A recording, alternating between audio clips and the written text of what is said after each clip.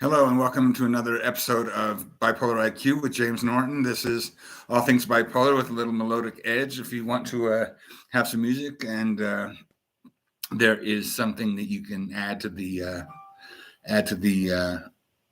website that you can look at. Anyway, so tonight we're talking about different. As we started last night, we were talking about as we guide into other parts of the illness, and my recording didn't really go through very well, and so I'm going to try to re-record that.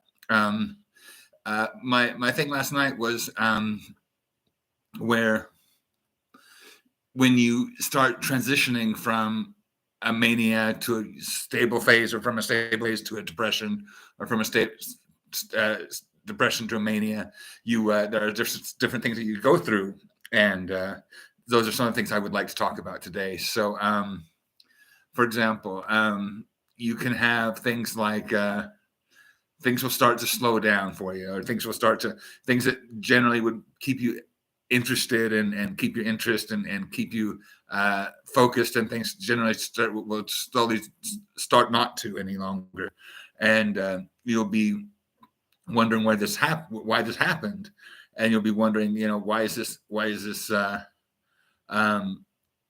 going so much different than it did before all of a sudden. So, and then these are some of the just ups and downs of the cycle. It just happens. It's not anything that's intentional, or is not something that you can really fake or not fake. It just happens within the cycle of the illness, and it goes from one thing to another, and before you know it, you've just got something going on that you didn't expect. And I'm still kind of new at this, so I'm kind of having trouble with the streaming and everything. I hope that this is all going okay. I hope that people are understanding my messages and getting kind of some of the things I need to get across. And so I hope it works out. I'm still trying to use my computer. I've been trying to use my phone because apparently it has a better phone. Rather a better camera, but I haven't been able to use that yet. I've been hearing that from quite a few many people, but as of yet, I haven't figured out how to use it. Apparently, the sendong is pretty. The show is pretty popular. I've already got about 160 people that have been watching it, and I'm proud of that. And I just want to continue to help you guys. And I want to say that I couldn't do it without you. And if there's anything you can learn from me, let's just get back into some of the things that might happen to you when you're transitioning into another phase of your bipolar. So when I go generally from mania to depression, like I said, I start not feeling the music. And I know that sounds strange or whatever. And even odder, I start not wanting fish anymore. Like when I'm manic, I love to eat fish, like shellfish and things like that, shrimp, lobster, seafood. But for some reason, as the mania goes away, that whole thing kind of wanes out of the way, and I don't want it as much, And the music stops, and I stop playing first of all, and then I stop listening. And that's kind of curious. I think that something so fundamental like music would change. But one thing I do notice is that I listen to more classical music when I'm depressed. And I don't know if it's because it's a little more complicated and maybe a little more involved. But I love to listen to classical music when I'm depressed. And so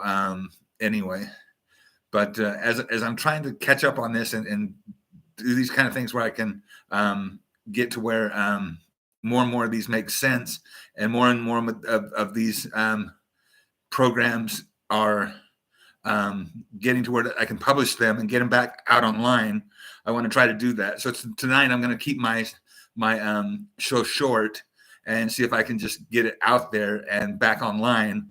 And so with that, I just want to say tomorrow, I think I want to focus on making the most of medications, and get some of the background on some medications that I personally take and how they've helped me over the past. I've been on them for quite a while now, but the ones I'm on currently We can go into that tomorrow night, and I will name them by name and what they do. I take antipsychotics. I take mood stabilizers. I take something for my stomach. I take something for I take something for pain, because I've got some pain issues that are getting much better. I used to take opioids. I've recently quit opioids, which is a great relief to me.